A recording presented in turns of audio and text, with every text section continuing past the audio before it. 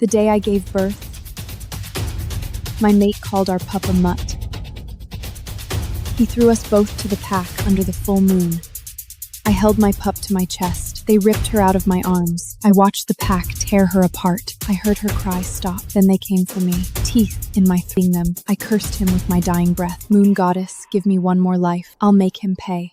Then I jolted awake. My heart was pounding in my ears. Same room, same faces. I was back. The day at Darren rejected me. Moon gave me one more life for one reason, to bury him. Draven stands across the room. His eyes found me. The same disgust he wore the night he watched me die. He reborn too. Elders, witness me.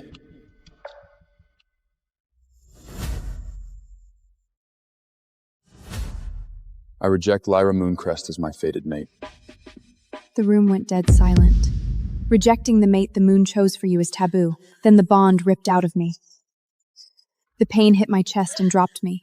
I looked up at Draven. His face moved nothing. He just turned back to Selena. Draven, you don't know what you're doing. I know exactly what I'm doing. I choose Celine. Celine rested a hand on her belly and smiled. She carries my pup, a pure one. They all believed her. Selena shifts clean. Her fur comes in pure white. I never shift right, so they call her the moon's chosen. They call me the stain the moon got wrong. They had it backwards. Draven crosses the room. He leans in close. You shamed me last life. Never again. I gave him my sweetest smile and said nothing. He wanted the purest air alive. He never knew Selena carried a mutt too. Let him find out himself. A rejected mate loses everything. No protection, no rank. The pack does as it pleases with her. That was the law Draven just dropped me into. Last life, I begged him not to do this. I crawled at his feet. Not this time. I stood up. My voice came out steady. Then I'll claim my own mate. That's my right under the moon law. The whole hall turned to me. Gasps broke out across the room. What? You cut the bond, Draen. So I choose again. The pack elder leaned forward. You know the cost? No pack will protect you. No alpha takes you back. Whoever you claim, you're bound to him for life. No undoing it. I know exactly what it costs. I choose him. I pointed to the far corner of the hall. A man leans against a pillar. No one had noticed him before. Then he straightened, and the whole pack caught his scent. Whispers ran through the room. A lone wolf. No pack. No bloodline. You smell that? He's a mutt? She's choosing a mutt? The hall turned on him, lips curling. You'd really take a stray over a coal? He has more honor than every coal in this room. The hall goes silent. Draven's face darkens. So what if I pick a stray? At least this time I walk away free. I held out my hand to the stranger. What are you waiting for? Come here. He pushes off the pillar and crosses to me. He didn't drop his head the way a mutt should. He took my hand. The moment our hands meet, I freeze. Where Draven's bond broke, something went warm. Soul to soul, I knew this stranger. Took you long enough to find me. Who are you? Yours. The moon picked me, not him. A new bond only counts if the pack witnesses it, and only under an open moon. So they drove us all out of the hall, into the trees. Moonlight floods a clearing. The whole pack circles us. Selena watched from the edge, smirking. Go on. Let the stray sink his teeth in. Watch your own litter first, sister. Her smirk cracked. She didn't know what I knew. The pack elder steps into the ring. Once he marks you, the moon binds you. Last chance to stop. Mark me, Kale. The pack watches, amused. Kale leaned in. His teeth grazed the curve of my neck. Then Draen shoved through the circle and ripped me back. Stop! You're still mine to deal with. Yours? You threw me out an hour ago. Last life you fed me and your pup to the pack. I felt every tooth. The whole pack freezes. Draven goes pale. Last life? Draven, what does she mean? He had no answer. His grip shook on my arm. Then Kale's hand closed over Draven's wrist. She told you to let go. Black claws break through Kale's knuckles. His eyes burn gold. The pack elder stumbles back a step. That power, it's not possible. Ragnar Blackhorn pushed to the front. Draven's father, the oldest pureblood alive. He'd fed on stolen wolves to keep breathing this long. He looked at Kale's claws. His face went gray. Stop this claiming. Now! On what law? He rejected me. I chose another. Ragnar had no answer that wouldn't expose him. Or does the great Ragnar Blackhell fear one mutt? The whole circle heard it. He couldn't back down now. Father, don't let him. Quiet. I pulled my collar aside and bared the back of my neck. Finish what you started, Kale. In front of all of them. Kale's teeth sink into the back of my neck. White light erupts from the bite.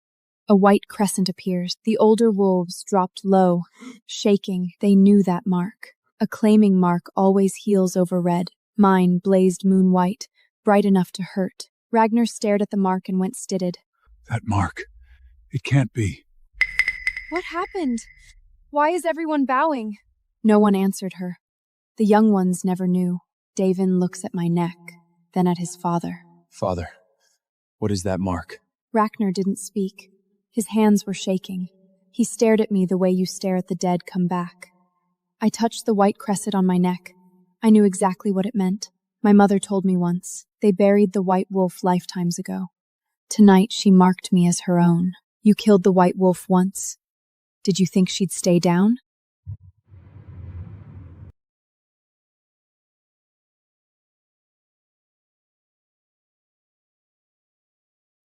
My lord, I'm willing to marry you.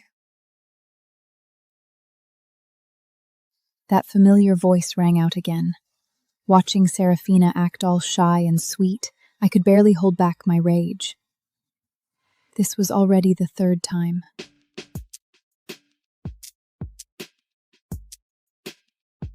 The first 2 times, I died because of her childish idea of love. In my first life, she married the commander of the vanguard. After they were together, she complained he was stiff and boring. Life in the Tower Palace suffocated her.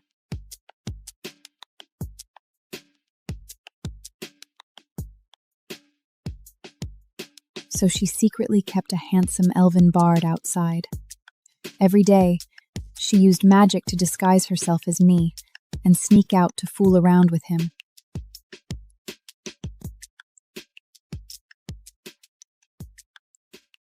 When the commander found out, he shook with rage. He couldn't bear to hit Serafina, so he beat me instead.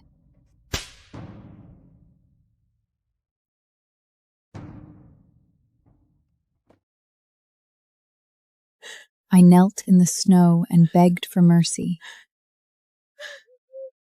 In the end, they still tied me to a boulder and threw me into the moat.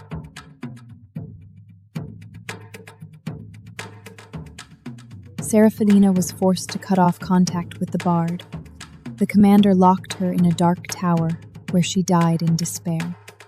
Before she died, she heard Duke Valerius had never married because he claimed to love her. Right then, she swore that if she could start over, she would marry the Duke.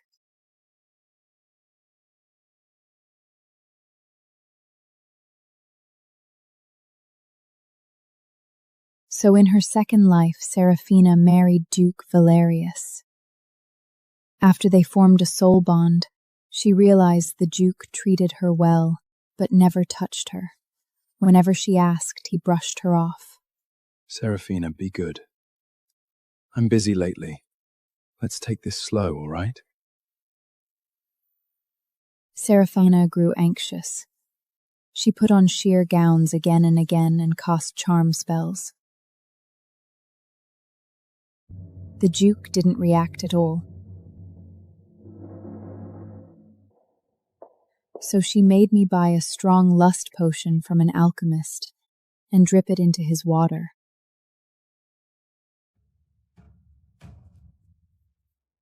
That night, urgent gasps came from the Duke's chamber.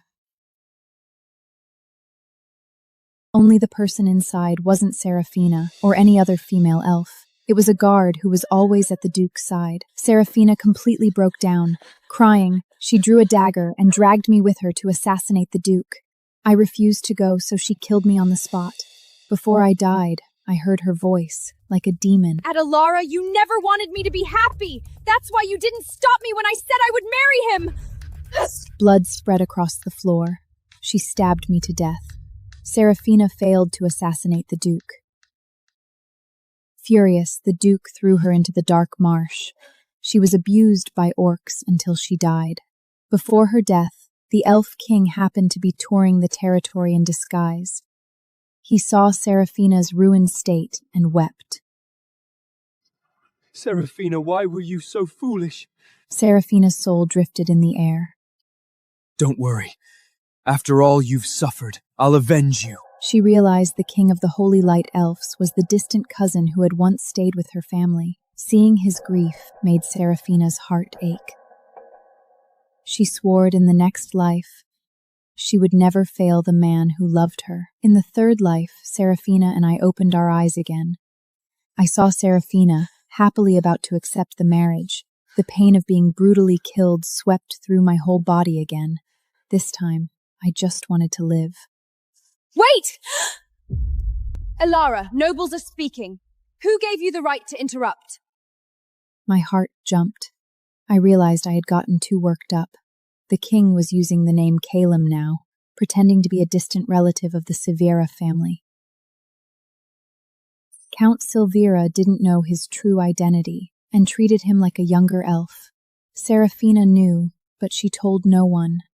Seeing Serafina deliberately wear the silver-white gauze Caelet had loved most in the last life, even matching her tone to his tastes, rage burned inside me. She had been killed by male elves twice, yet she still hadn't learned, and she had dragged me to my death twice. The shadow of death was too heavy. If I stayed with Serafina, things wouldn't end well for me. I didn't know why I had been reborn with her, but I could never let her know. Otherwise, she would kill me. I had to survive this life on my own.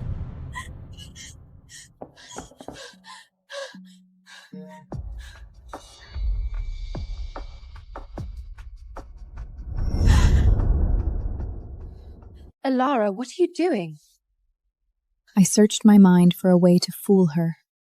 But before I could think of one, Serafina suddenly smiled.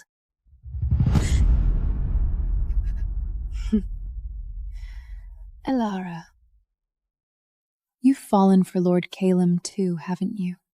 When I didn't deny it, a cold smile touched Serafina's lips. Lord Calum isn't someone a low-ranking maid like you gets to look at.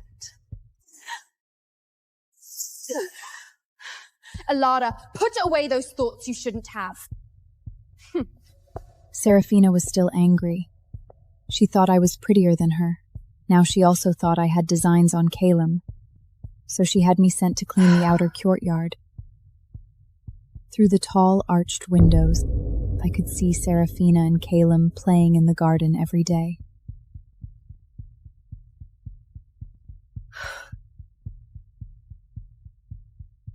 Sometimes Calum stayed in her bedroom for an entire day.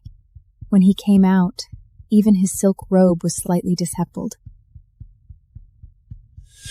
The maids in the Count's palace secretly laughed at how impatient they were.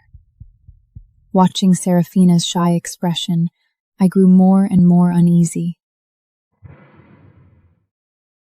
Why had the Elf King hidden his identity to get close to Serafina? The shadow of two deaths told me this wasn't simple. Serafina was the heir to a royal city merchant house. In her first life, marrying the supreme commander was already far above her station. Then she married a powerful duke.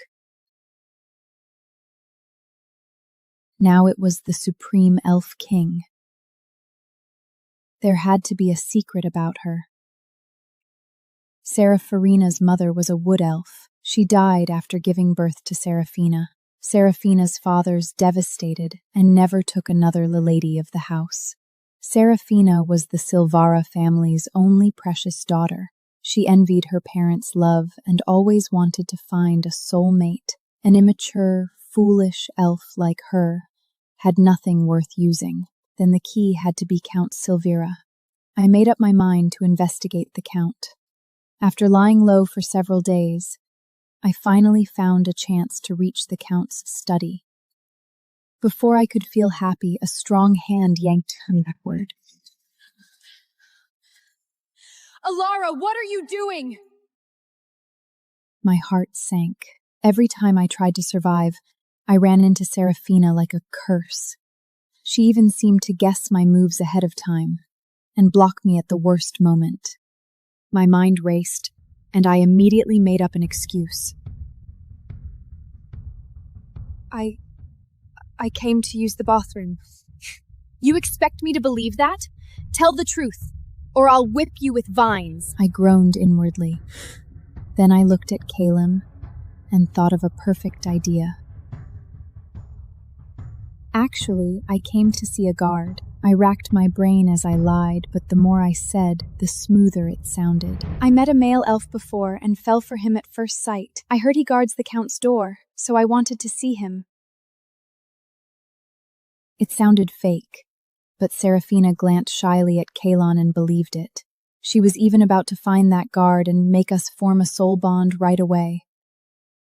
Lady Serafina, I need to get to know him first. I'm afraid he'll reject me. Serafina stared at me for a few seconds. In the end, she reluctantly left with Caleb, but she transferred me from the outer courtyard to the Count's living courtyard. She said that way I could see that guard every day.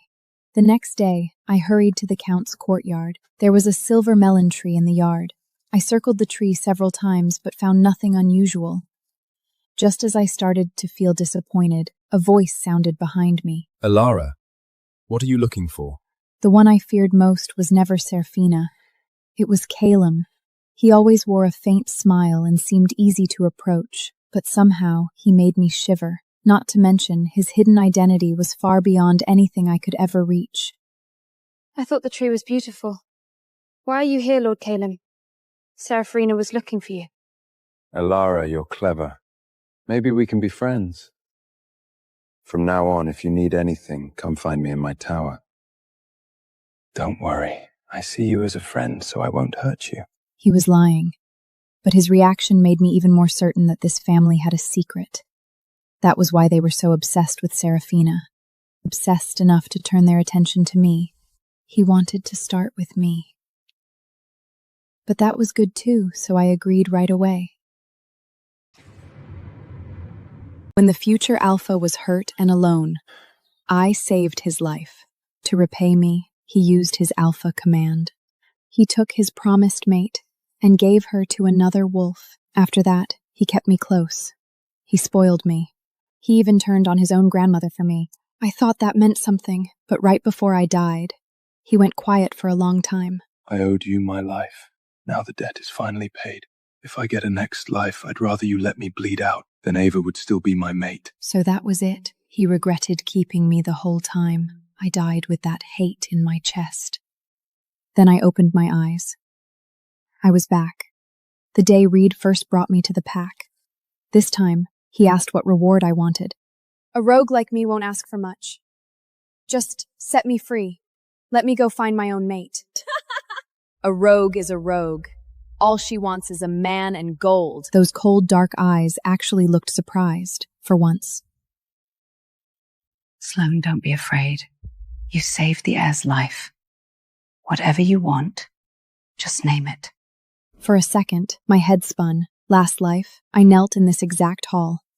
The Luna asked me the exact same question. Back then, I didn't know Reed had a chosen mate. Last life, I knelt right here, young and stupid. Out in the wild, I already gave you my heart. I want to be your mate. Nothing else. That one foolish sentence ruined half my life. This time, I just kept my head down. The heir is strong. He'll always land on his feet. I really don't need anything. Fine. A reward and a place among our pack guests. The reward is easy, but finding you a mate, that will have to wait. It was just a kind excuse. I knew that. Wait. My whole body locked up. Is a simple mate match really all you're after? Or are you jinxed for something that was never yours? The blood drained right out of my face, so he came back too. He remembered everything, and he still thought I'd cling to him like before. I have a brother, Kai. He's wild, but he's your age. You two will be mated next month. Every word landed cold and final. Last life, Reet forced a match too. Back then, his own promised mate paid the price. This time, it was my turn to pay. I stayed quiet. I knew. I couldn't change it. Thank you, I accept the match. I know what you and the heir shared out in the wild. I once hoped to make you his chosen mate someday. But the order is given now. I'm sorry. His chosen mate. I'm a rogue. No pack, no bloodline. To everyone here, that would have been a huge honor. That's the same trap I fell into last life. Reed named me his mate. Then he made me Luna, and his real promised mate, Ava Voss. She couldn't take the shame of it. I, Ava Voss, reject you, Reed, as my mate. I read the wrong wolf. I gave my heart to a lie. Years later, drunk, he held me and said her name instead. Ava, you didn't read me wrong. It was me. I failed you. I'm sorry. That's the night it finally hit me. He loved her the entire time. He only buried it because he owed me a debt. Now I'm back, so I just smiled at the Luna. I know my place. Kai is more than enough for me. My heart jumped into my throat. How long had he been standing there? Mother, I brought Ava to greet you. This life. She never went through the shame. Like we had never met at all. While I waited to be mated, I kept hearing about Kai. They said he was striking, better looking than Reed even. They said he was wild, the best hunter in the whole pack. And then someone told me something else. He was still unmated, holding out for a girl he couldn't forget. I went quiet for a long while after that. Last life, Reet mated me while loving someone else. I lived inside that cold marriage for years. I had enough. This life, I won't make the same mistake. I was going to ask Reed to call the whole thing off. What gives you the right to match me off? You know I have someone. I won't mate a stranger. My hand froze on the door. That had to be Kai, my future mate. You chased that girl 3 years. You don't know her name? You barely saw her face. Will you stay alone forever? She saved my life. Mating her with you clears the pack's debt. I almost laughed out loud at that. This life, I never once asked Reed to keep me.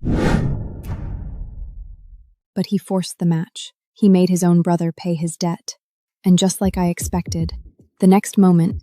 I won't mate her! Not now! Not ever! Push me, and I'm gone to the border tonight. For good! I didn't dare look at my future mate. Not yet. Lucky for me, he was too angry to even notice me. What? Heard he wants out of the match? So you ran over to keep him? Still climbing, are you? His words were ugly. But after hearing them talk, I already knew. He would never call this match off. Not in 100 years. Still, this time I wanted to fight back. Just once. You've got it all wrong, Reed. I never wanted to be your mate. I came to end the match, too. You don't want him. So you're still after the Luna title? I won't take a mate who can't love me. I won't rot beside a wolf who never wanted me. Something I said set him off. And if I told you I want you to rot in it? I stared at him, stunned. I couldn't see his face, but I could hear the chill in it.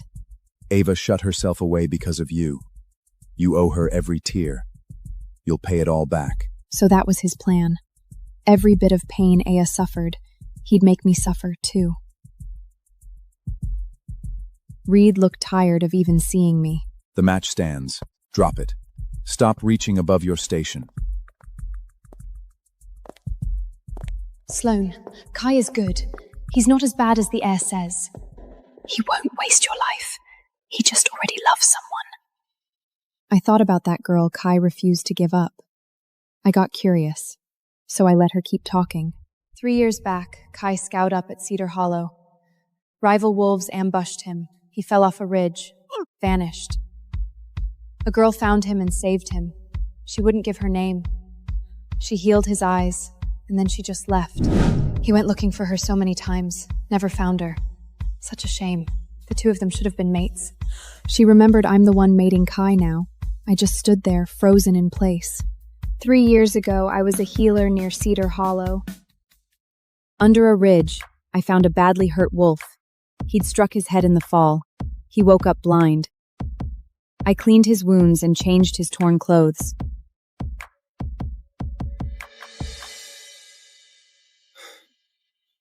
What's your name? When I get home, I'll make this right, I swear it. I'm a healer. I don't save wolves for a reward. Cedar Hollow was a wreck then. Rival packs had raided it. So that blind wolf I saved, that was Kai? My guard tells me you're the girl my brother matched me with? I went stiff all over. Lift your head. Let me see your face. It felt like forever. Maybe it was only a breath. Don't. Keep your head down. I froze where I stood. Reed had shown up. I had no idea why. You make every girl you meet show you her face. Still chasing your dream girl? Aren't you tired of it? And I promise you this, she is not the one. Why so sure? Do you know her well or something? Of course he knew me. He knew me better than anyone. 2 lifetimes. 2 times I saved his life. Once as his mate.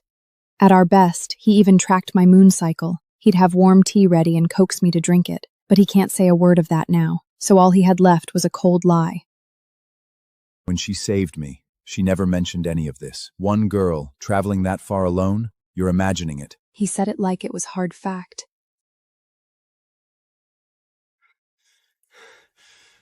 You two are matched, so you'll follow pack tradition. Mates stay apart before the bond. It's how we earn the moon goddess's blessing. Understood?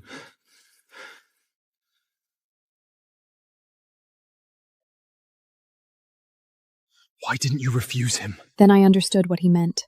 He meant, why didn't I refuse to show my face? He's the heir's brother. A rogue can't refuse him. And you're making him my mate. He'll see my face anyway. Something I said set him off all over again. What? One look and you're already falling for Kai? Don't say I didn't warn you. He'll never want you. He'd said that to me so many times now. He really must hate me down to the bone.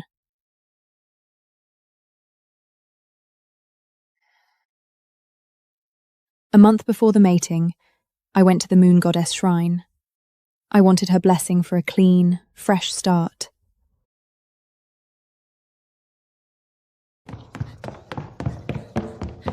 Kai's gone! He ran off! Kai's a straight shooter. He doesn't back down. He said it in that hall.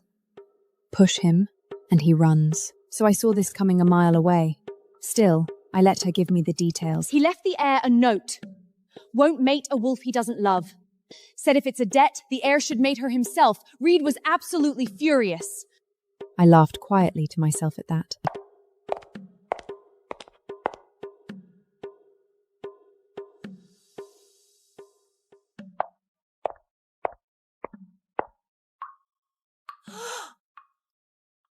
Don't make a sound. If anyone asks, you never saw me. That voice. It was so familiar.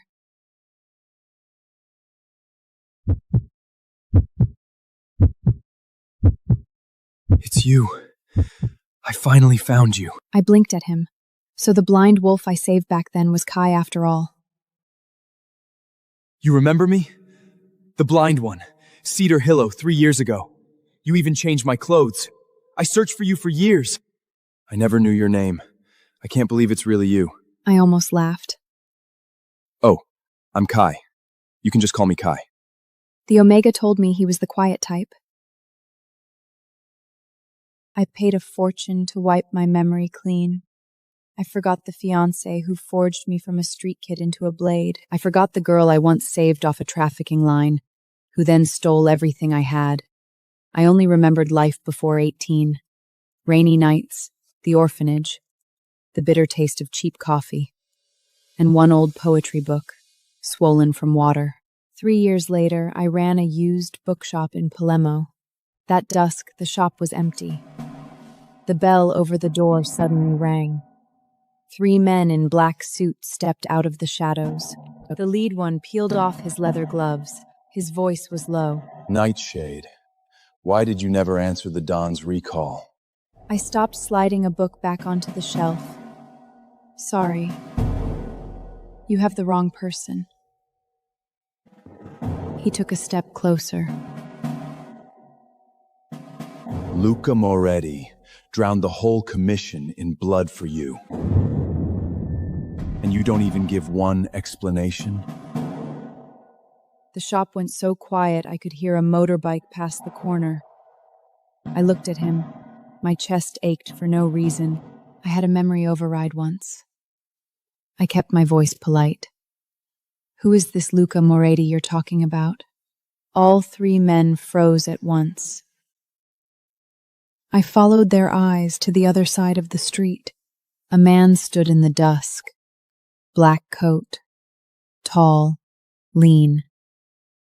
I didn't know him, but he looked at me like I had once killed him with my own hands. Later I learned his name was Luca Moretti. He was once my fiancé. He was also the man who drove me onto that operating table. It all began at dawn, on the day of our wedding. That night, the terrace of Villa Moretti was still lit. White roses filled the small chapel. Everyone was waiting for me to become Mrs. Moretti, but I couldn't find Luca. I went around the long hall and pushed open the terrace door, and I saw him holding Mia Beliani in his arms. She rose on her toes and kissed his lips. I didn't cry. I didn't scream. I was Nightshade, Red Lily's sharpest cleaner. Before my emotions broke, my body moved first. I struck for Luca's throat. My fingertip stopped on his artery. Mia screamed and threw herself at me. Ballerina, don't hurt him! The next second, she shoved me into the pool. My head hit the wall. Cold water flooded my mouth. I opened my eyes underwater and almost laughed. 5 years ago, I pulled Mia off a trafficking line. She was 15 then, thin as a sheet of paper. I taught her to read codes. I taught her to clean ledgers. She would make hot soup for the men after a job. She would say thank you in a trembling voice. Those blood-soaked men in no time. They said Red Lily finally had a real woman in it. When they said that, I was in the corner stitching a knife wound on my arm. Back then, Luca would frown, walk over, and take the needle from me. You're always harder on yourself than on the enemy. He tied the knot. I laughed at his shaking hands, clumsy for a man who could strip a gun in 3 seconds. I believed that line. For 10 years, we dodged hunters in the jungle. We emptied our magazines back to back in warehouses. We dragged each other out of blood at the docks. The first time I took the fall for him, I was locked for 3 days in the black site. He knelt outside the cell, eyes red enough to kill everyone. He said that for the rest of his life, he would never betray me. But a vow doesn't break in a single moment. It rots slowly from the first time someone starts playing favorites. I woke in the medical wing. I thought he would at least ask if it hurt. But when he spoke, his voice held only a tired warning. Mia was just scared. Don't use your night sheep methods on her. I looked at the old scar below his collarbone. 10 years ago, that bullet should have gone through my heart. You're afraid I'll deal with her in private? Red Lily forbids infighting. The wedding moves to next week. This ends here. The encrypt device by the bed bugged. Mia's name flashed on the screen. Luca glanced at it once. His brow tightened. She's having a panic attack. I'll go check on her. Luca. He stopped at the door. I asked him calmly, if it were her in the water tonight, would you also tell me it ends here? He didn't turn around. You're stronger than her. Don't waste my time on this. The door closed softly, but it was a nail pinning 10 years of love to the bedside. My private terminal lit up with a black market ad. Phoenix Protocol. Rebuild your identity. Seal your trauma. I stared at that line for a long time. A tainted blade can be reforged, but a tainted love is not worth polishing.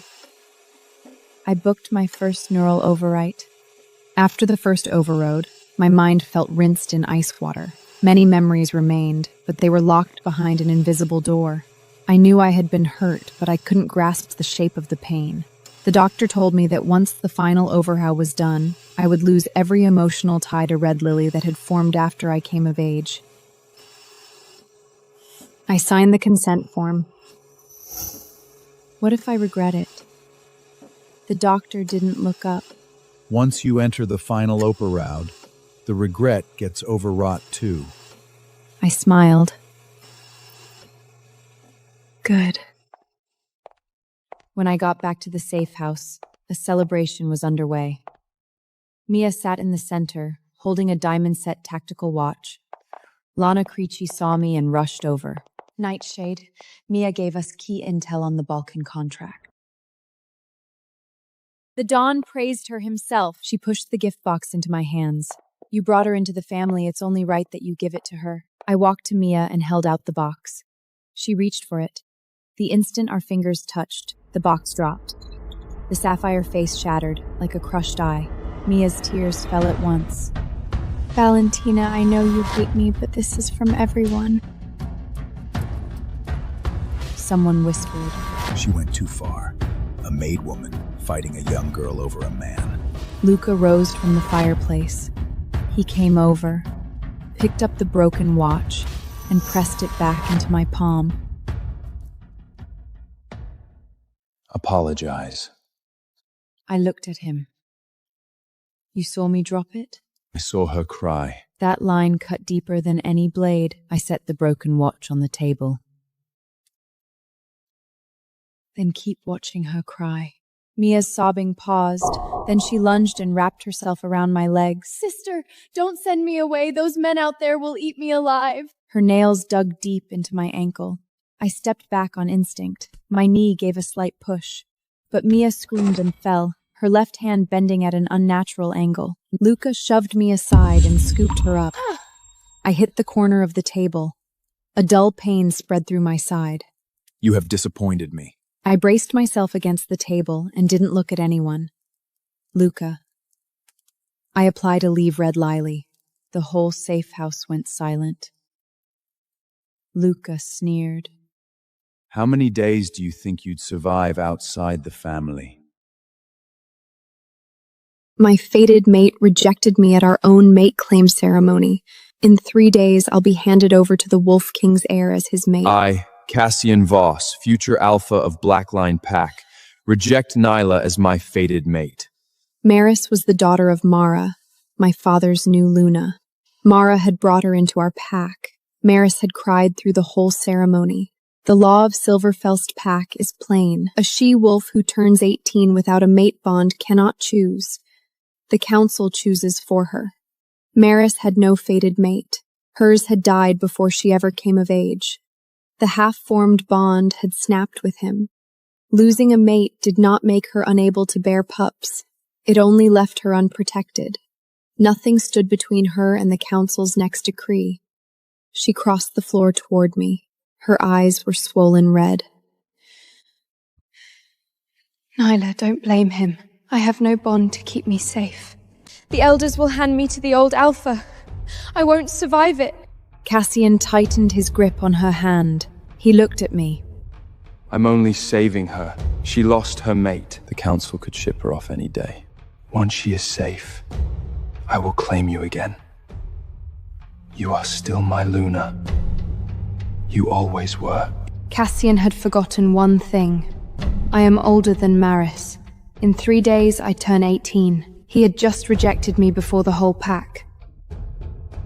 The pain still pressed down on my chest. Something inside me felt torn loose. In 3 days, I would be the one sent away. They would give me to the Lycan King's heir. Everyone whispered that he was dying. Around the hall, the pack began to murmur. Goddess. Cassian rejected Nyla for Maris. What happens to Nyla now? The council will marry her off! I watched the looks changed on every face. Shock softened into pity. Maris stayed tucked against Cassian's chest. She was still crying. Something ugly flickered across Cassian's face. Only now did he remember that law. Maris leaned into him. Her voice still trembled. But when she glanced at me, her mouth curved, just slightly. I looked at Cassian. All at once, I had nothing left to ask. He had already made his choice. I lifted my chin. I, Nyla, accept your rejection, Cassian Voss. My acceptance wiped the certainty off Cassian's face. He finally loosened his hold on Morris. But Morris leaned right back into him. The tears started again. Cassian lowered his voice. Nyla, you didn't have to accept. I only used the ceremony to block the elders. Once Maris is safe, I will claim you again. He raised a hand to touch me. I stepped back. His face went paler. I looked at him. You rejected me before the whole pack. I accepted before the whole pack, too. This is not something you can take back. Around us, the pack members went quiet. They had not expected me to cut the tie. Maris grabbed at Cassian's sleeve. Nyla, you already accepted the rejection. Why humiliate Cassian on top of that? My father has always shielded you most. The elders will never truly punish you. Cassian stepped in front of her at once. Maris has begged you this far. Why can't you wait? Once she escapes this assignment, I will come back for you. The voices around us dropped lower. Her father is the Alpha. Nyla must still have a way out. Maris is a different story. My father finally spoke. Cassian, are you certain? You chose Maris, not Nyla. Cassian did not answer. His hand still held Morris. I understood. That was his answer. They all thought I still had a way out, but a letter already waited in my father's study. It carried the Lycan royal seal. Mara came forward and steadied Maris. Stop crying. You've suffered enough tonight. She looked at me. Nyla, it is done. Don't shame Silvercrest Pack further. At last I understood. They wanted me to swallow the betrayal and step aside with a smile. Just then, Maurice's gaze dropped. It landed on the moonstone at my collartine. The necklace was my mother's last gift to me. She wiped her tears. Nyla, could I borrow your moonstone necklace for one night? I looked down at the moonstone necklace. It rested against my collarbone. My mother left it to me. It was no ordinary jewel. Tonight, the chosen Luna wears a family heirloom. It is a Silvercrest tradition. It proves both families bless the claiming. I had meant to wear it for Cassian's claim. Now Cassian had chosen Maris, and Maris had set her sights on it. She reached out, tears still on her face. Nyla, just one night. I have nothing fit for a ceremony. Cassian chose me. I can't shame Blackrush Pack. I did not move. My father's hand pressed flat on the table. Maris, that is her mother's keepsake. I looked at Mara. To her, I had never counted at all. Cassian frowned. Nyla, don't blow this up. It's only a necklace. I'll buy you a new one. Name your price. He still did not understand. He thought a gift could replace my mother's keepsake. How absurd. I looked at him. You can't afford it. Maris lowered her head at once. I knew it. Nyla still hates me. She won't even lend one necklace. My father started to speak, but Cassian moved first. He stared at the moonstone on my collarstone. His voice turned hard. Nyla, give it to her. I stepped back. Don't touch it. My hand pressed over the necklace. Cassian's hand paused for a beat, then it kept reaching for me. He truly meant to take it. In front of both packs, he would seize my mother's keepsake. The next second, his hand closed on the chain, the white gold pressed against my skin. My fingers snapped tight. He had no idea what he was about to break. Maris stared at my moonstone necklace. I was done humoring her. Maris, this one stays. I'll have my father pick a new one for you. Her eyes reddened at once. But it matches my gown best. One night, is that too much? Cassian frowned. Nyla, it's only a necklace. Why push Maris this hard? I looked at Maris. You know it isn't yours, so don't reach for it. Maris lowered her head. I know you're upset. But Cassian chose me. Tonight I stand at his side. Without a proper necklace, Blackridge Pack will think he chose wrong. Cassian's eyes turned cold. Enough! Choosing Maris was my call. Blame me if you want. Give her the necklace. I'll replace it with 2 better ones. I shielded the necklace. It was not a prop to dress up a new Luna. It was the last thing my mother left me. Even if the council sent me away, it would go with me. Maris did not want the necklace. She wanted the last thing I had left. My mother left me this. No one touches it. Cassian reached out and grabbed the chain. My father stepped forward. Cassian, stop this now. He yanked it down anyway. The chain broke. The moonstone necklace fell at Maris's feet. Maris shrewd and stumbled back. Her heel came down on the moonstone. The stone split in 2. The white gold setting bent under her. Ceremony hall fell silent. Maris covered her mouth. Naya, I'm sorry. I really didn't mean to. I crouched and gathered the broken chain and stone. Cassian finally spoke. Nyla, I'll pay for it. I looked at him. You can't afford it. Maris was still crying, but she knew what she had crushed. My fist around the broken chain. This is a debt I will collect myself. Maris started to explain again. I raised my hand and slapped her. She froze, a hand pressed to her cheek. Cassian moved to block her at once. Nyla, have you lost your mind? I did not look at him. Maris, you knew this was my mother's necklace. You knew I'd refuse, so you broke it on purpose! Maris's lips went white. It wasn't like that.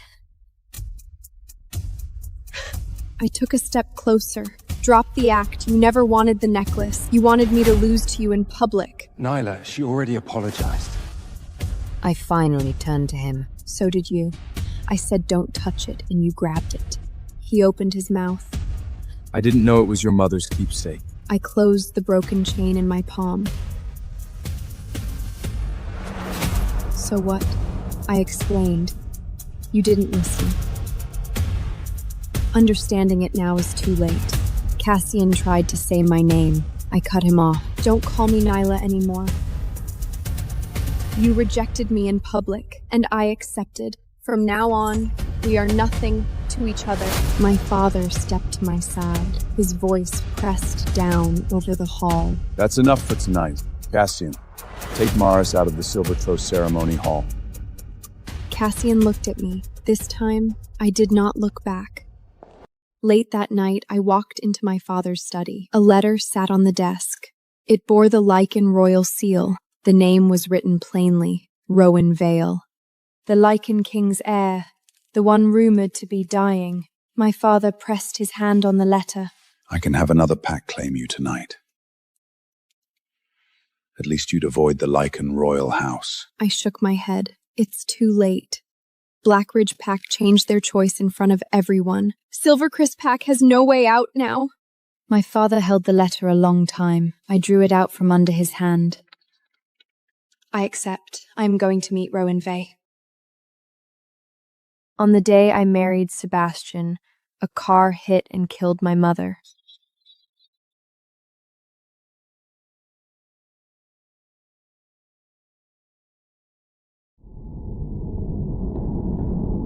The driver was Chloe, the girl Sebastian raised himself. In the police surveillance footage, Chloe dragged my mother down the street for hundreds of yards in her Lamborghini before stopping. She went too far this time. No matter what you decide, I am on your side. After 8 years together, Sebastian was finally taking my side. I handed all the evidence to the prosecutor and insisted on charging Chloe with murder. The night before the trial, Sebastian threw a blank check at me and forced me to change my statement. Chloe is still young and reckless. It is normal to make mistakes. I already punished her. To make me miss the trial, Sebastian locked a pregnant me inside a remote guest room in the estate. He cut off the communication and sent everyone away. 3 days and 3 nights. At that moment, I finally saw clearly. Sebastian never chose me. 3 days later, Sebastian pushed the door open. Joanna, have you thought it through? That was his first sentence. He did not ask how I was doing. He only cared about his girl. I looked up and gritted my teeth. I will never change my statement. I will make Chloe pay. Sebastian crossed his legs. The room was dark, and I could not see his face. I only heard his cold voice. Chloe was drunk and hit your mother by accident. I will pay the compensation. Write whatever amount you want on the check. Is that not enough? People like your mother are a dime a dozen. This money is more than enough to buy her life. Joanna, you win. Win? My chest tightened, and I could barely breathe. Sebastian, that is my mother. Money cannot buy her back. Chloe hit her and refused to stop. She dragged her and ran her over until she died. If that is not murder, what is? She must go to prison. Sebastian frowned. He lost his patience. Joanna, I am giving you one last chance. His assistant placed a video in front of me. It showed my father. He had been in a vengery state for many years. A person stood in the empty hospital room. The person held a pair of scissors and aimed them at my father's ventilator tube. Change your statement or save your father's life. Choose. The blood rushed to my head, and I screamed. Sebastian held me down. Joanna, think carefully. Is it worth giving up your comfortable life for a dead person? His words were cold, stabbing into my heart again. Years ago, Sebastian just took over Fox Group. His ruthless style offended many people. He was kidnapped at a business gala. My father was the detective on that kidnapping case. At the most critical moment, my father took a bullet for him and saved his life. Later, Sebastian brought my mother and me into his home. He paid for all of my father's medical expenses. During those 5 years, Sebastian treated me very well. He never missed any of my events. We slowly fell in love. On my college graduation day, Sebastian proposed to me in public. He promised everyone that he would give me the happiest marriage in the world. Later, he broke his promise. From the day Chloe returned from studying abroad, he could no longer do it. I stared into Sebastian's dark eyes. Sebastian, did you forget that my father became a vegetable to save you? Now you want to unplug my father's ventilator for a law-grading troublemaker like Chloe? I trembled with rage. My lips shook. The truth was right in front of me, but I still could not believe it. Sebastian went this far for Chloe. Sebastian closed his eyes and sighed deeply. Joanna, I already punished her. She knows she was wrong. Going to court will only turn the entire Fox family into a laughingstock.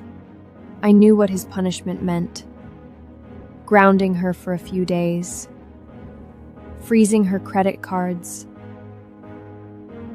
These minor punishments. It had been 8 years. He never grew tired of saying it, and I had grown sick of hearing it. After Chloe returned, whenever Sebastian and I spent a few minutes together, she would call and take him away. She either cried about committing suicide every day, or she caused trouble and waited for Sebastian to clean up her mess. Sebastian told me to ignore her, but he was always the first to rush over. I was left behind countless times. Every time he abandoned me, he would coax me with a few wetnesses. She has no parents, and I raised her myself. I have to be responsible for her. She is spoiled, but she is not a bad person. She is still young. Give her some time. Until this time, to stop Sebastian and me from getting married, she drove her car and killed my mother. I thought Sebastian had common sense when it came to major things. Now I see he does not. His heart has always belonged to Chloe. I stared at the video. The tears I held back for weeks finally fell. Sebastian, I agree. A flash of pleasant surprise crossed his eyes, and the smile on his lips was blinding. Joanna, I knew you would understand. In 7 days, we will have another grand wedding, okay? I did not nod or shake my head. I endured the pain and signed the new statement. Every stroke felt like a knife cutting my heart. That night, I saw Chloe post on Instagram, celebrating that she did not have to go to prison. Behind the party photos was a pile of luxury gifts. The most expensive one was a vintage luxury watch. It was worth $3 million. Sebastian bought it at a charity auction last month. Love you, Sebastian. You saved me again. Among the likes, I saw Sebastian's profile picture. In our 8 years together, Sebastian never liked my posts, but he liked every single one of Chloe's. She just cares about these small things. If I don't like it, she won't stop throwing tantrums. I never made a scene with him over Chloe, just because I loved him. Now my mother was killed by Chloe, yet he was celebrating her new life. I stood by the window and made up my mind. I called my lawyer. Prepare the divorce papers and the civil lawsuit. I looked down at my flat stomach. I was pregnant. This child was supposed to be my gift to Sebastian. Now, he did not deserve it. No matter how hard the road ahead would be, I would keep this child alone. The next day, I held a memorial service for my mother at the church. Her urn sat on the long table at the very front, surrounded by her favorite white roses. Sebastian arrived, holding at Chloe's hand. When I saw them, Chloe was leaning down to place her flowers among the white roses in front of the urn. Who allowed you to come? My face turned pale, and I slapped the flowers out of her hand. The bouquet hit the back of her hand and scattered all over the floor. Chloe screamed, pulled her hand back, and hid in Sebastian's arms. Sebastian, it hurts. Sebastian stared at her red hand, and his eyes instantly turned cold. She just came to bring flowers. Joanna, did you really have to hit her? Chloe's eyes turned red, and tears welled up. She grabbed my arm with a wronged expression. Joanna, I am sorry. I wanted to give you two a wedding gift that day. I really did not know it would turn out like this. Sebastian already punished me severely. I know I was wrong, really. Chloe was best at this play, playing the victim and acting innocent, and Sebastian always fell for it. In the past, I tolerated her for Sebastian's sake. Now, I would not. Sebastian, I am saying this for the last time. Take her away. Everyone present knew that Chloe drove the car and killed my mother. In the corners of the hall, several people glanced at her and whispered. The wronged look on Chloe's face crumbled completely. She was just an old woman. If I didn't hit her, how many more years could she live? If Sebastian didn't force me to come, do you think I would want to be here? She scowled and walked straight to the front row. Before anyone could react, she grabbed the urn holding my mother's ashes from the table. You won't let me pay my respects? Then no one gets to give her a proper goodbye. I watched her raise the urn high. My heart almost jumped out of my throat. Stop! A sharp crash echoed. The urn slammed heavily against the marble floor and shattered into pieces. The entire hall gasped. I rushed over and knelt on the cold marble. The ashes were scattered everywhere. I could not even let my mother leave in peace. My nose stung, and my eyes burned, but I bit my lip hard to keep the tears from falling. On the other side, Chloe went completely crazy, turning the place upside down. She knocked over flower stands, pushed down candle stacks, and threw my mother's portrait to the ground. A solemn memorial service was completely ruined by her. Heartbroken, I walked out of the church. Sebastian finally caught up with me. Chloe just has a short fuse and hates people talking about her. This time, she did go too far. Don't worry, I will rearrange a memorial service for your mother.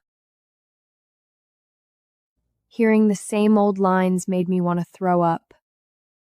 Sebastian grabbed my arm tightly. I looked down at his hand. No need. I pushed his hand away. I had no energy left to waste on them. Sebastian looked at his empty hand. His chest tightened. Before I could walk far, I received a call from the hospital's private nurse. Miss, someone unplugged your father's ventilator. The words hit me like a thunderbolt. I rushed to the hospital. My father's body was already covered with a white sheet. Who did it? Who exactly was it? Did I not tell you to watch my father's room? How could anyone get in? After Sebastian threatened me with my father's life last time, I changed all the nurses and bodyguards. I did not expect something to go wrong anyway. It was Chloe. She sneaked into the room at night and unplugged his ventilator herself. By the time we found out, it was too late. She brought people from the Fox family with her. We could not stop them at all. The nurse's face was pale with fear, terrified of being blamed. Miss Hale, stop fighting her. The image of Chloe destroying the memorial service flashed in my mind. The anger in my chest could no longer be suppressed. I took a cab home. As soon as I got out of the car, I heard music and dancing inside the villa. If Joan's father hadn't saved Sebastian, how could he ever marry her? I will never let Sebastian marry any woman but me. Her mother died during the first wedding, and her father died during the second. Let's see if she still dares to get married. Chloe's arrogant voice pierced my ears, and my head exploded with rage. I kicked the villa door open. I walked right up to Chloe. A sharp slap echoed. I slapped her across the face. Inmate 8975, Vaughn Kingsley. Time served.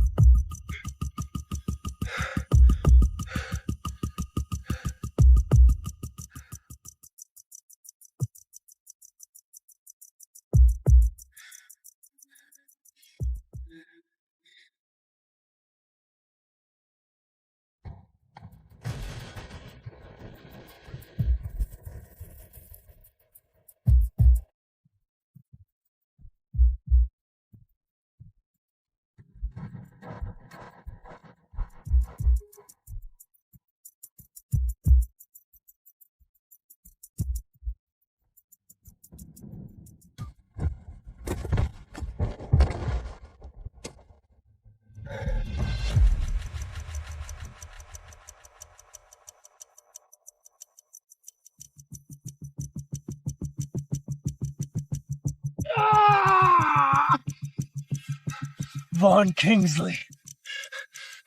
Someone wants you dead.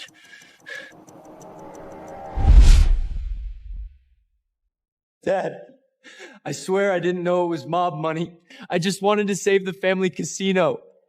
You did it all for us. Simus is our only prodigy. Saving him saves our legacy. Vaunt, you take the drop.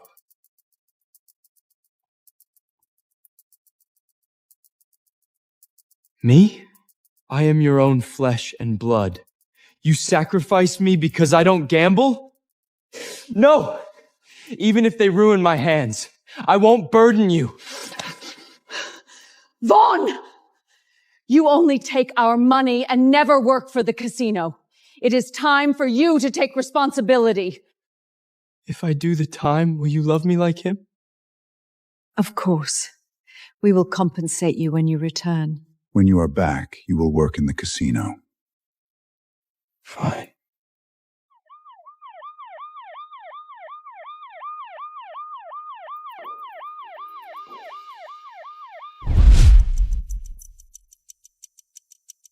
My sweet brother.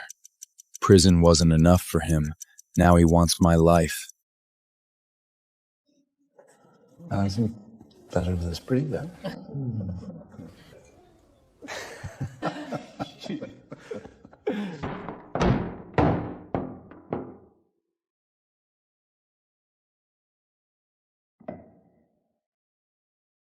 Vaughn? You're here.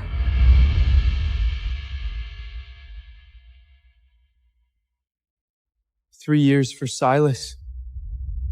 This is my welcome? Vaughn, high society is watching Silas today. Picking you up will ruin the fame. 3 years inside. Still no love. Fine. For the family. I'll go wash up. Vaughn, don't go in there. What's wrong? Silas lives there now. That's my room. Why? Sorry, I work late on books. They moved me closer to the study. Vaughn! Stop bullying him. Take the guest room. Fine.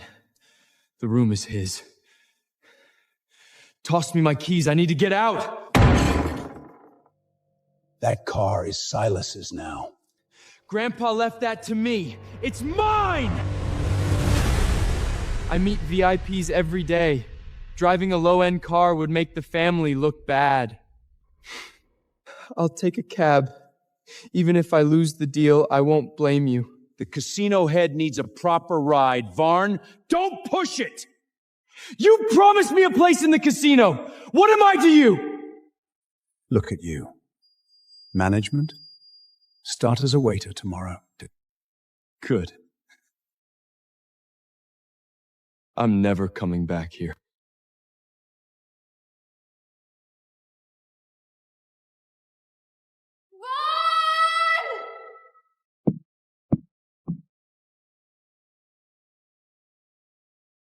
Vaughn! Don't go. I know it's unfair.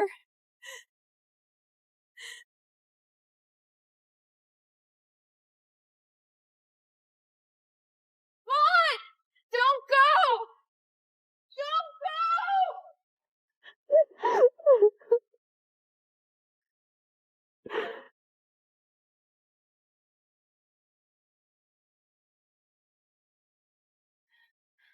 Forget them. Sell this and wait for me in Vegas. I'll find you.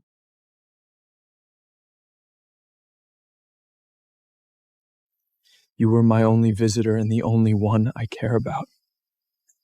I'm not leaving.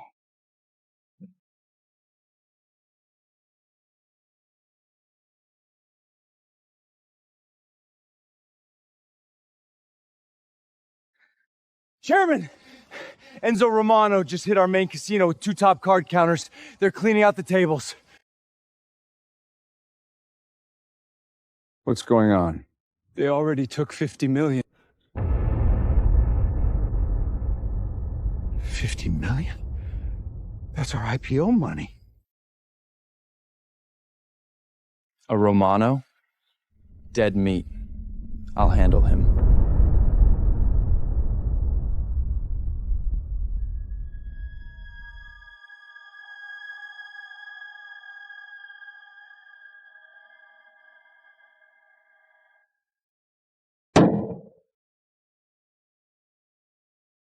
Wine.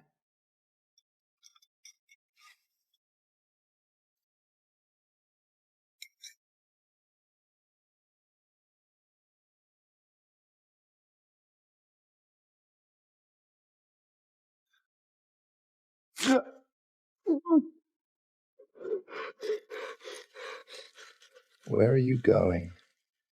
I'm not done winning. Back off!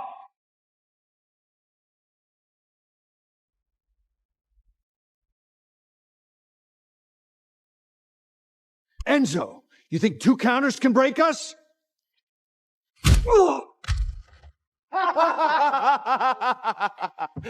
I'm here to bankrupt your whole family. Got the guts to play a death match? A death match? You win, keep the chips. You lose, I take your casino and your lives.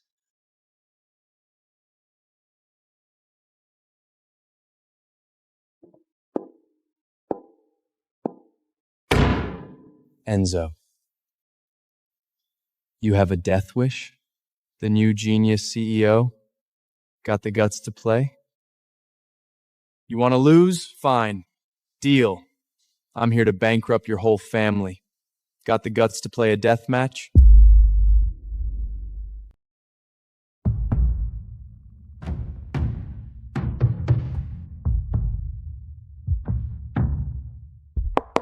The 2 pro counters were just there to draw attention. The real move is dealer tapping the table. Classic second reel with pig butchering trap. Built for arrogant idiots.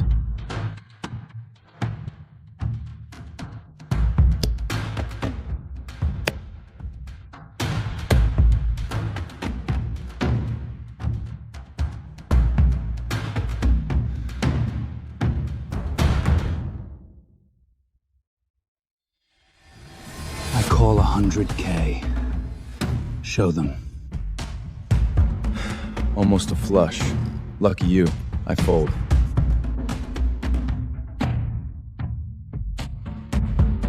Top 3 in Vegas? You guys are nothing. Congratulations.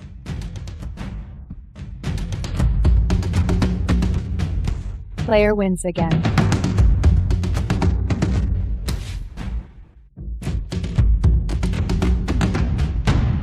Show them. I fold.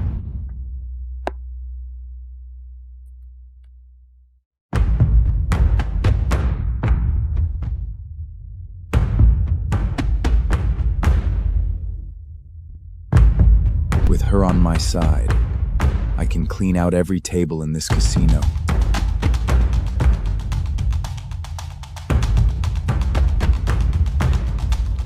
The pig is fat. Time to slaughter.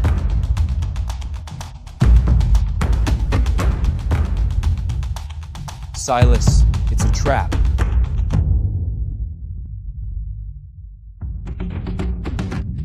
A trap? I'm up 10 million. You're just jealous. An ex-con teaching a genius? Vaughn! Bankrupting us out of jealousy? You're pure evil! I'm trying to save you. But to you, I'm just a jealous monster.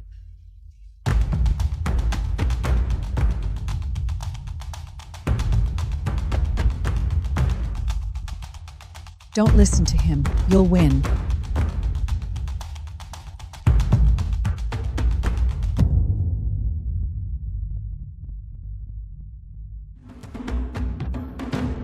All in. I'm taking all your money.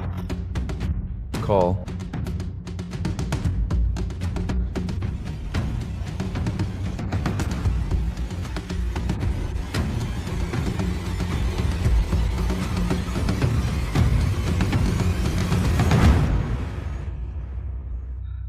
straight flesh. Mr. Romano wins.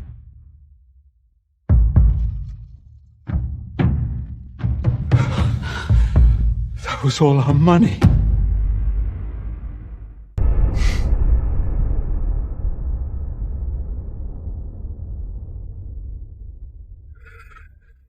Time to die, Vegas genius.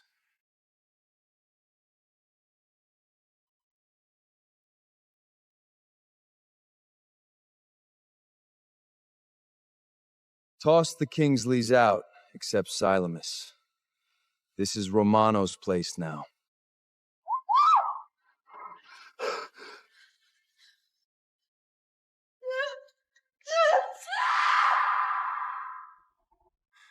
Let me go! You're hurting me!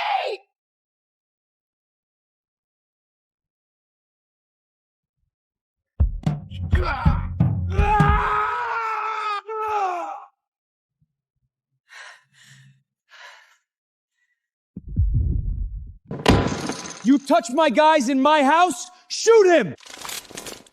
Hands up! Kneel or you're dead!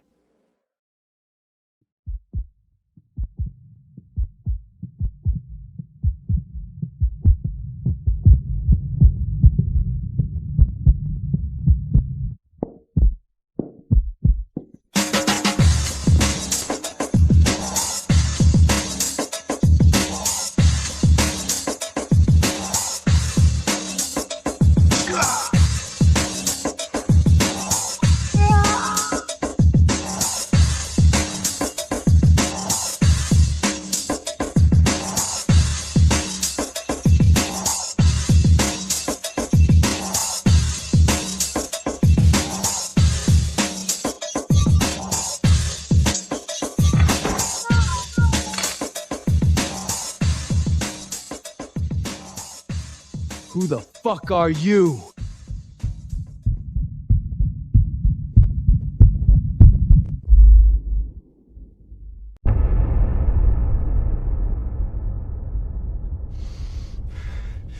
Who the fuck are you?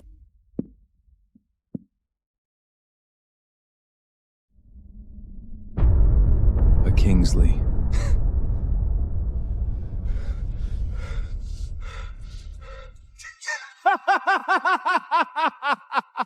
Oh! You're the idiot who took the fall for Silas? I own all your assets. You are trying to wean? No need.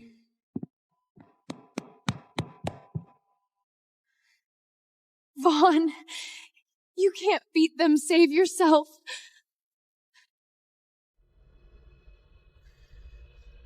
I'm only protecting you. I want to play a hand. What are you betting? Your pathetic life? I don't bet my life.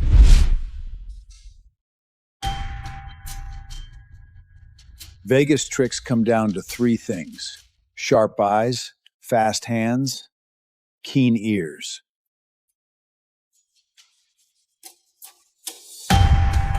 Eyes closed, catch the four aces. In my world, every card sounds different. The four aces sound the crispest.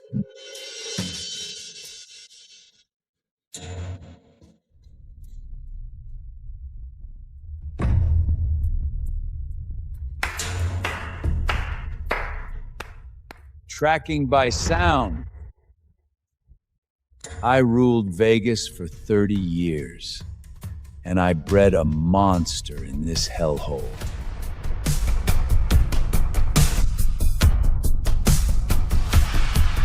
$5 million. When you are out, crush those who threw you away.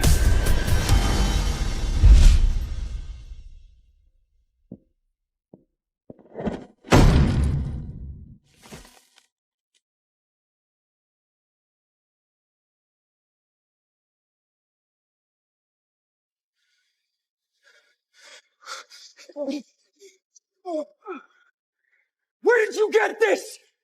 Did you do dirty shit inside? You trying to get us killed? $5 million cash, buying the pot from the last hand. As long as there's a chip here, the game isn't over. You got balls. I like it. Deal.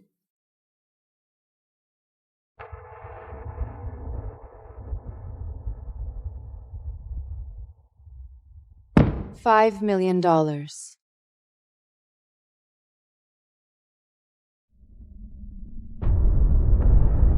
Look at the rich ex-con. Name your game. Texas.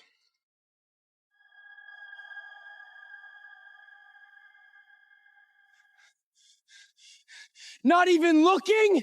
He's gonna ruin us! Blind? Think you're a pro? Just deal.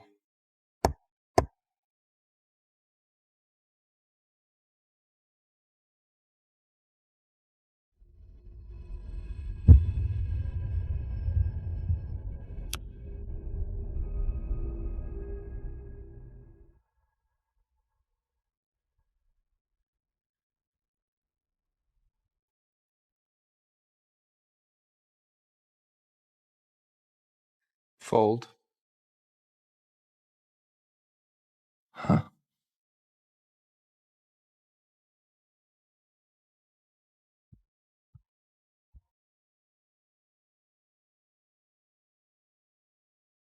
Fold.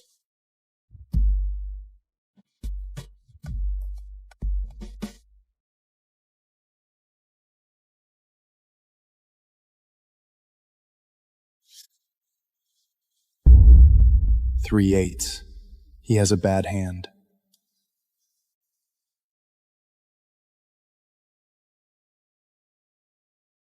$100,000. All in.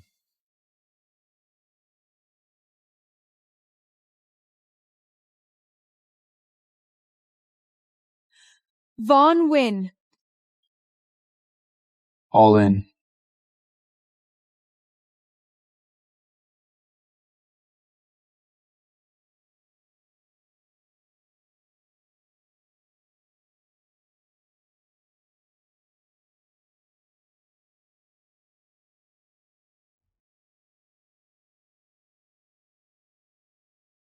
Vaughn, you won blind. Did you learn this in prison? Dad! He hates gambling! He hasn't played in 20 years! It's just dumb luck! We're dead when it runs out! Silamus is right! Vaughn's just playing with our money! How could he suddenly come a master? I was overthinking. The show just started.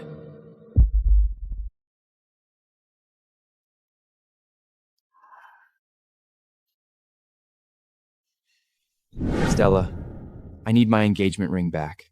My mom said it's a family heirloom. Is this because my family went bankrupt? It's not my fault that your father committed suicide and left a huge mess. Jason Grant! How dare you talk about my father like that? You violent bitch! I don't want to cause a scene here. Just give me the ring and we'll never have to see each other again.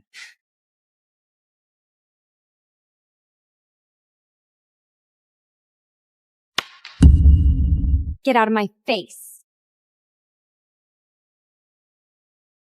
Look, that's Nicholas Archer, the richest man in L.A.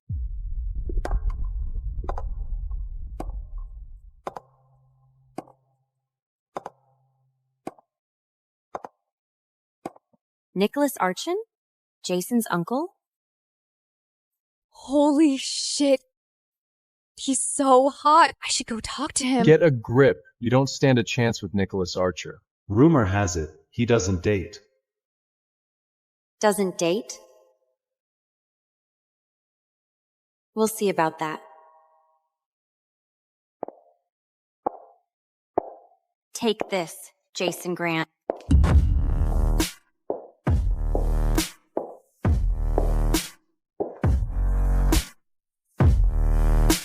Oh, It's you. Hello, Mr. Archer. It's been a while since we last saw each other. What was it? Last Thanksgiving with your family? I'm gonna go get another drink. Do you want anything, Nicholas? No, I'm fine. What are you doing here? Can't a girl get a drink by herself?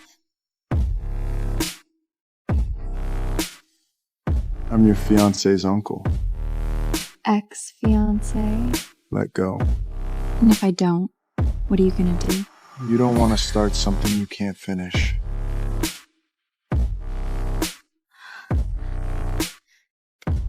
Not here. So, what happened to you and Jason? I guess you never got the memo, Uncle Nicholas. Me and Jason, we broke up this afternoon. And? And I say, why don't we have some fun tonight?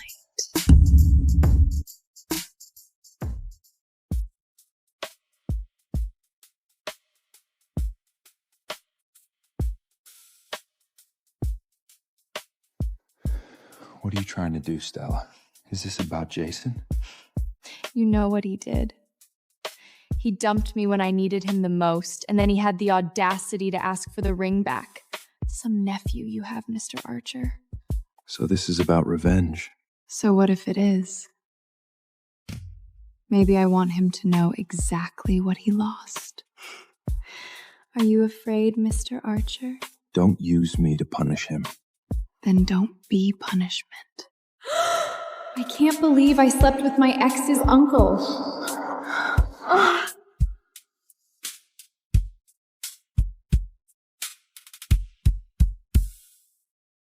Damn, he looks so hot even when he sleeps.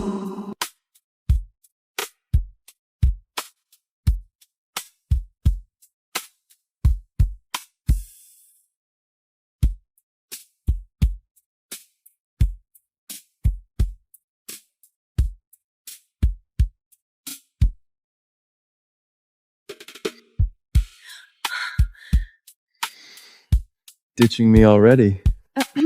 I'm just trying to get dressed. And take the only sheet with you? Well, every girl enjoys a view.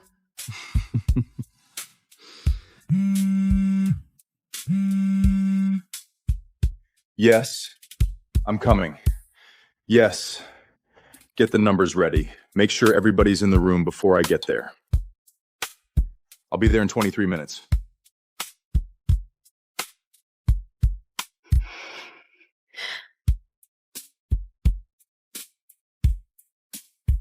Where's... Come on, I'll take you home. What? I thought you have a meeting. They can wait. No, please don't let them wait. It's okay. I live close by. I can walk. So, you use me for revenge and just done with me? What? No, of course not. Then come with me. Let's talk in the car, Stella. I don't want to end the morning like this. Okay, fine. Let me get my things. Miss Harrington, you've arrived. Thank you for the ride, Mr. Archer.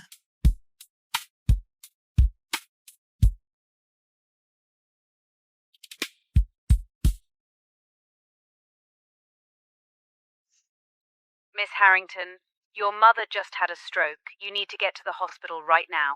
What? I'm coming.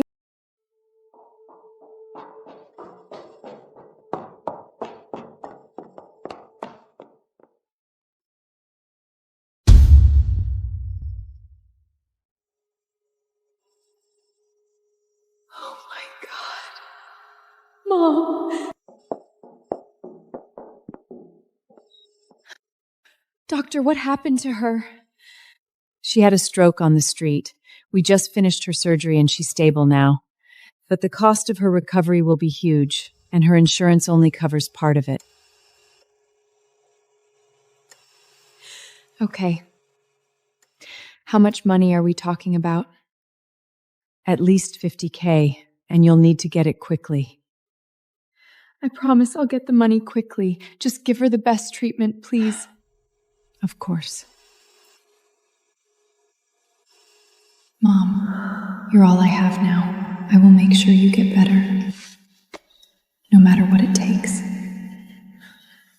I'll get the money.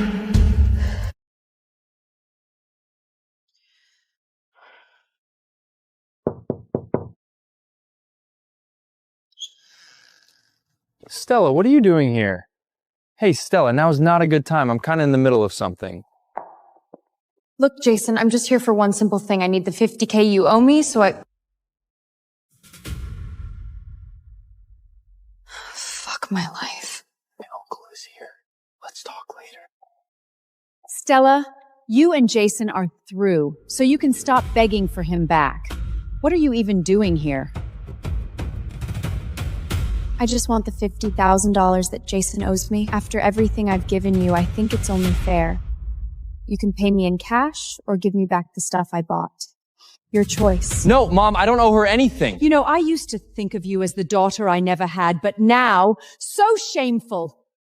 Coming to beg us for money? You aren't getting a dime. Wow. Things really change when you're broke. I just need the money to pay for my mother's medical bills.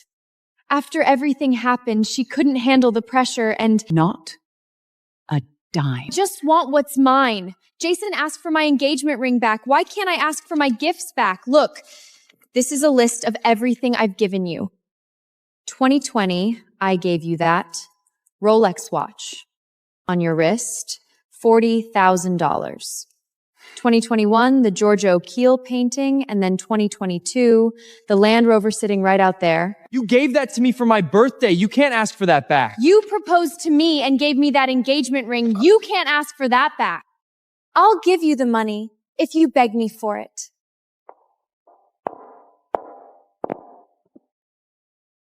Mona Black. It's been a while, Stella Harrington. How does it feel to be a nobody now? So your new girl is Mona Black. That's a few steps down in class, even for you, Jason.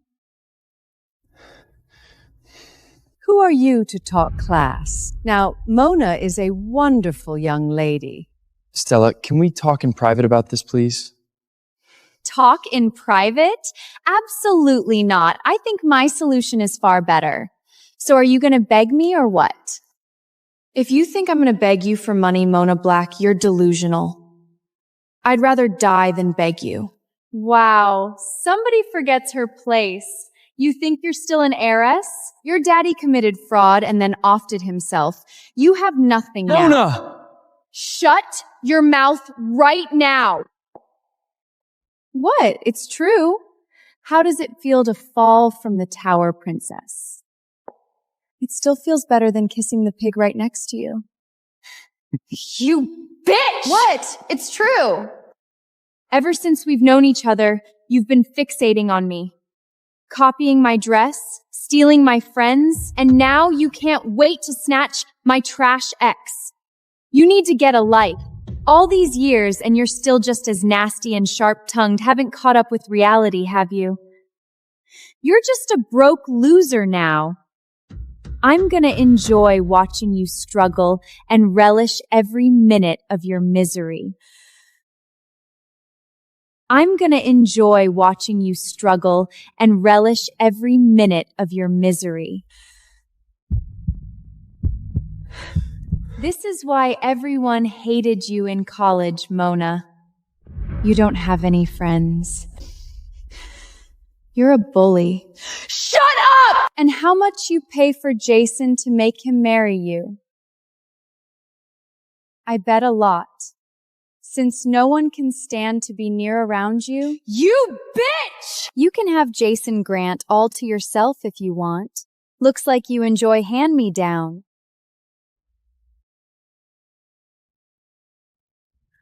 Stella Harrington!